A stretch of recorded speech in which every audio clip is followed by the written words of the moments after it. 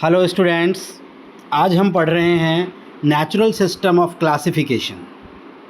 Natural system of classification जो किसने दिया है? बैंथम एंड हुकर ने। इसीलिए इसको हम Bentham and hookers classification of plant kingdom भी कहते हैं। बैंथम और हुकर दो ब्रिटिश बॉटनिस्ट हैं। एक जॉर्ज बैंथम, जिन्हें आप देख रहे हैं तस्वीर में, और एक है जोसेफ डाल्टन हुकर। ये दोनों बॉटनिस्ट हैं और इन्होंने बहुत ज़्यादा नेचुरल सिस्टम ऑफ क्लासिफिकेशन पे काम किया है। नेचुरल सिस्टम ऑफ क्लासिफिकेशन होता क्या है? नेचुरल सिस्टम ऑफ क्लासिफिकेशन को हमने आर्टिफिशियल क्लासिफिकेशन जब ठीक नहीं था, यानी आर्टिफिशियल सिस्टम क्या था? जो कोई भी वैज्ञानिक या कोई भी साइंटिस्ट अपने चॉइस के आधार पर किसी भी कैरेक्टर को लेकर के क्लासिफिकेशन करता था, तो वो इर्रेशनल था, सही नहीं माना गया था। लेकिन नेचुरल सिस्टम ऑफ क्लासिफिकेशन में सभी मॉर्फोलॉजिकल यानी बाहर से दिखने वाले आकारिकी कैरेक्टर्स को ध्यान में रख के क्लासिफिकेशन किया गया था, जो काफ़ी हद तक ऑथेंटिक है। तो बैंथम एंड हुकर ने नेचुरल सिस्टम ऑफ क्लासिफिकेशन दिया है। इस क्लासिफिकेशन में क्या क्या है? उन्होंने सारे प्लांट्स की कंपैरेटिव मॉर्फोलॉजी यानी बाहर से दिखने वाले सभी कैरेक्टर्स को कंसीडर किया, लेकर के क्लासिफिकेशन किया था। इस सिस्टम में क्या है कि नेचुरल एफिनिटीज़ देखी जाती है। कोई ये नहीं है कि एवोल्यूशन होकर के चेंज हो गई हो, उसको हमने कंसीडर नहीं किया गया है। जो आज की तारीख में कैरेक्टर आपको दिख रहे हैं वही सारे कंसीडर किए गए हैं। तो नेचुरल एफिनिटीज़ पर बेस्ड है ये पूरा का पूरा क्लासिफिकेशन। और इन साइंटिस्ट ने अपना जो क्लासिफिकेशन है वो किस में पब्लिश कराया है? जेनेरा प्लांटेरम एक बुक है, उसके अंदर पब्लिश कराया है, जिसके 3 वॉल्यूम्स हैं। इन 3 वॉल्यूम्स में इन्होंने इस क्लासिफिकेशन को पब्लिश किया है। इनके क्लासिफिकेशन में अगर मैं बात करूं तो इन्होंने अपने क्लासिफिकेशन में टोटल 200 फैमिलीज़ से ज़्यादा फैमिलीज़ का वर्गीकरण किया, जिसमें 7,569 जेनेरा का वर्गीकरण किया है और कुल 97,205 स्पीसीज़ का डिस्क्रिप्शन दिया है अपने क्लासिफिकेशन में। ये क्लासिफिकेशन ऐसे ही नहीं है। क्लासिफिकेशन का मतलब है कि सभी प्लांट के आकारिकी लक्षणों को ध्यान में रख कर के उनके समूह बनाए गए हैं, तब ये क्लासिफिकेशन दिया गया है। Is it clear? अब आप देखें, जो बड़े बड़े जेनरा हैं उनको इन्होंने किस में डिवाइड कर दिया है? बड़े जेनरा को सब जेनरा में डिवाइड कर दिया गया है, ठीक है। और उसके बाद इन्होंने ऑर्डर के लिए जो टर्म यूज़ किया है, यानी फैमिली के लिए टर्म यूज़ किया है ऑर्डर को, और ऑर्डर के लिए पर टर्म यूज़ किए कोहरेट को। इन्होंने बैंथम एंड हुकर ने किया है, जो बाद में अलग हो गए हैं ये। तो ये क्लासिफिकेशन क्या है, इसके बारे में हम देख रहे हैं। पहले क्लासिफिकेशन को जान ले, ये क्लासिफिकेशन है क्या। इस क्लासिफिकेशन को आप देखें। इस क्लासिफिकेशन में अगर मैं आपसे बात करूं तो आप देखें कि पूरे पादप जगत को इन्होंने 2 मेजर ग्रुप में बांट दिया है। कौन कौन से 2 मेजर ग्रुप में बांटा है? एक है क्रिप्टोगेमिया और एक है फैंड्रोगेमिया। क्रिप्टोगेमिया का मतलब होता है जिनमें कोई फ्लावर नहीं आता है, यानी नॉन फ्लावरिंग प्लांट। ना तो फ्लावर आएगा, ना ही इनमें सीड बनेगा। दूसरा जो सब डिवीज़न है या सब किंगडम है, ये तो किंगडम है, फिर ये 2 सब किंगडम है, फैंड्रोगेमिया और क्रिप्टोगेमिया। फैंड्रोगेमिया में सारे वो आएंगे जिनमें फ्लावर आएगा, जिन प्लांट में सीड बनेंगे, फ्लावरिंग प्लांट्स होंगे। तो क्रिप्टोगेम्स में तो सारे नॉन फ्लावरिंग हो गए, जिसके अंदर आपके आ जाएंगे जितने भी एल्गी हैं, फंजाई हैं, ब्रायोफाइटा है, टेरिडोफाइटा है, ये सारे आएंगे, ठीक है।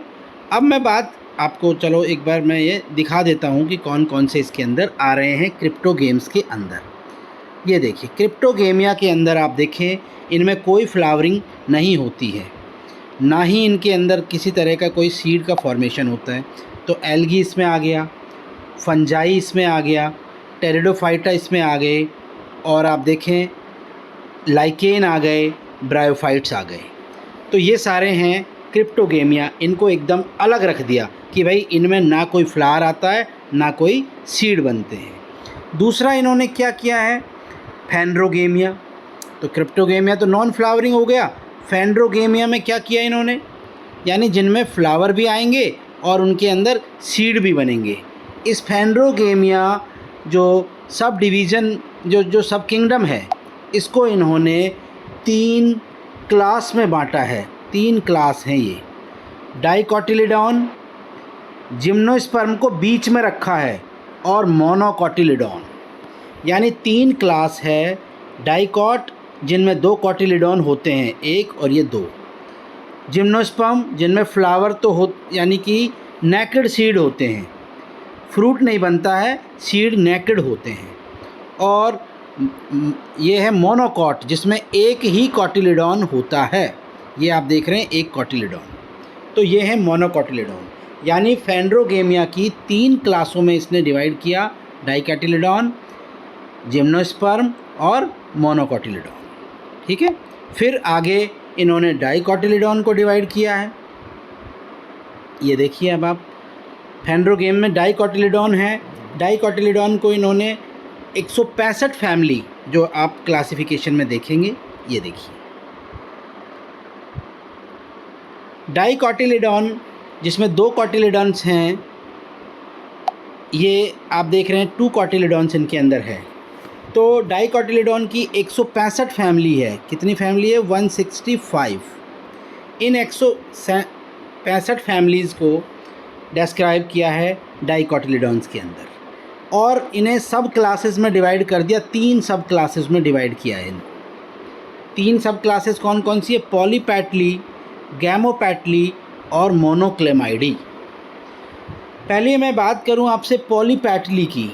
पॉलीपैटली का मतलब होता है सारे फ्लावर के पेटल अलग अलग होते हैं, जुड़े हुए पेटल नहीं होंगे। जैसे एक पेटल ये है, एक पेटल ये है, एक पेटल ये है, यानी सारे पेटल अलग अलग। गैमोपैटली में क्या होंगे?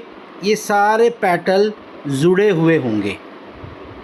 और मोनोक्लोमाइडी में पेटल होंगे ही नहीं, यानी सेपल और पेटल जो होते हैं वो आप अलग नहीं कर सकते, यानी इनमें होते हैं टेपल होते हैं, टेपल।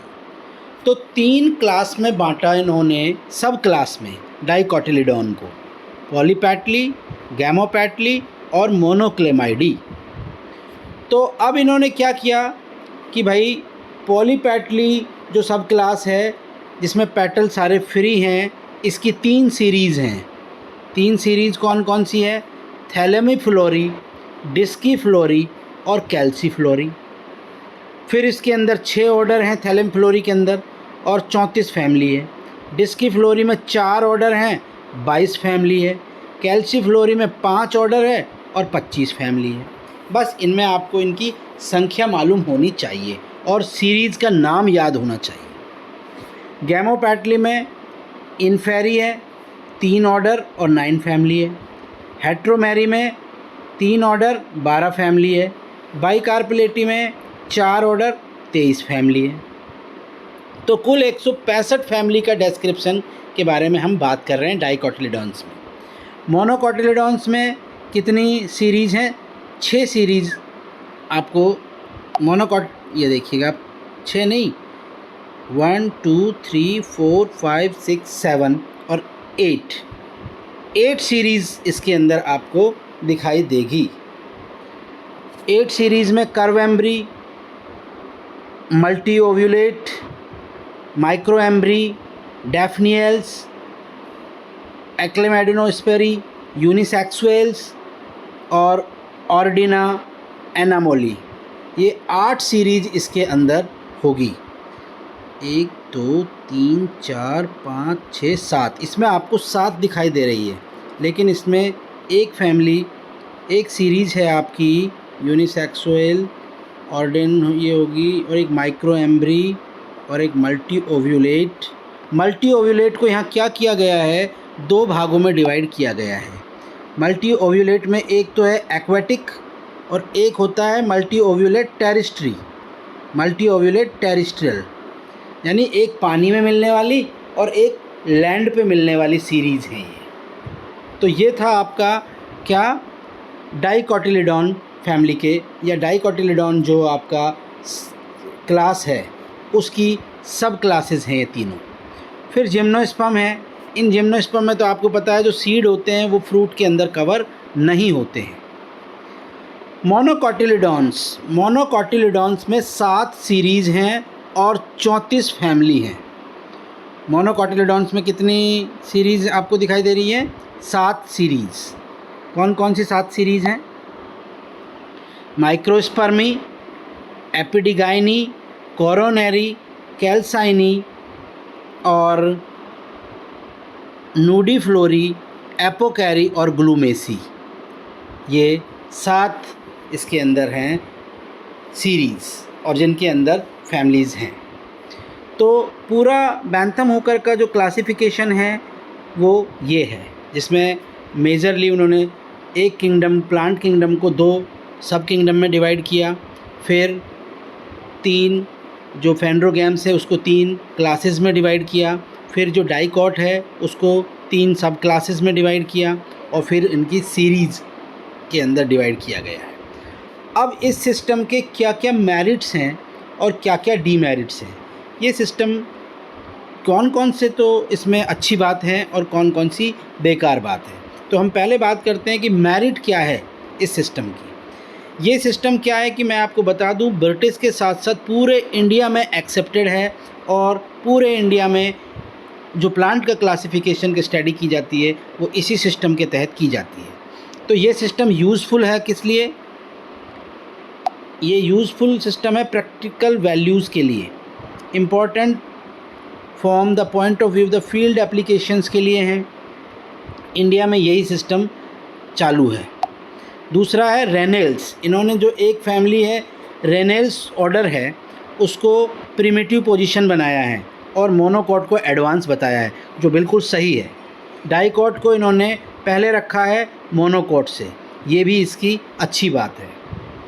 लेकिन इसकी नेगेटिव बातें कौन कौन सी हैं, डीमेरिट कौन कौन से हैं इस सिस्टम की? इस सिस्टम के डीमेरिट की बात करूं तो एक तो इन्होंने क्या किया है कि जिम्नोस्पर्म का प्लेस है जो डाइकॉट और मोनोकॉट के बीच में रख दिया है, जो कहीं से भी सही नहीं है, क्योंकि जिम्नोस्पर्म तो एकदम लेस एडवांस है, तो उसकी पोजीशन को ये सही तरीके से नहीं बता पाए। कुछ इम्पॉर्टेंट जो फ्लावर के कैरेक्टर है उनको नेगलेक्ट कर दिया इन्होंने, उनको ध्यान ही नहीं दिया, उनको छोड़ दिया इन्होंने। और ये कहते हैं कि जो कैरेक्टर आज है, यानी कैरेक्टर की फिक्सिटी पर इन्होंने फोकस किया है भाई, जबकि कैरेक्टर तो बदलते रहते हैं समय के अनुसार, प्लांटों में इवोल्यूशन होता रहता है। तो ये भी इनका नेगेटिव बात रहा। एक इन्होंने क्या किया कि कुछ रिलेटेड फैमिलीज़ हैं जो बिल्कुल रिलेटेड हैं उनको दूर दूर प्लेस कर दिया है, और कुछ जो अनरिलेटेड फैमिली है उनको पास पास रख दिया गया है, ये भी गलत बात है। अब देखो एक इम्पॉर्टेंट डीमेरिट क्या है इनका। इन्होंने क्या किया, एक फैमिली है ऑर्किडेसी, वो बहुत एडवांस है, उसको इन्होंने प्रीमेटिव सबसे आदिम बता दिया, जबकि ऑर्किडेसी सबसे एडवांस फैमिली है। और जो मोनोकॉट की फैमिली है ना, वो भी पोजीशन इनकी सही नहीं बताई गई है। तो ये 6 डीमेरिट इन्होंने बताए हैं, ये इन्होंने नहीं बताए हैं, जो 6 डीमेरिट्स दिखाई देती है इस सिस्टम ऑफ क्लासिफिकेशन की। तो ये था हमारा बैंथम एंड हुकर का natural system of classification. Thank you.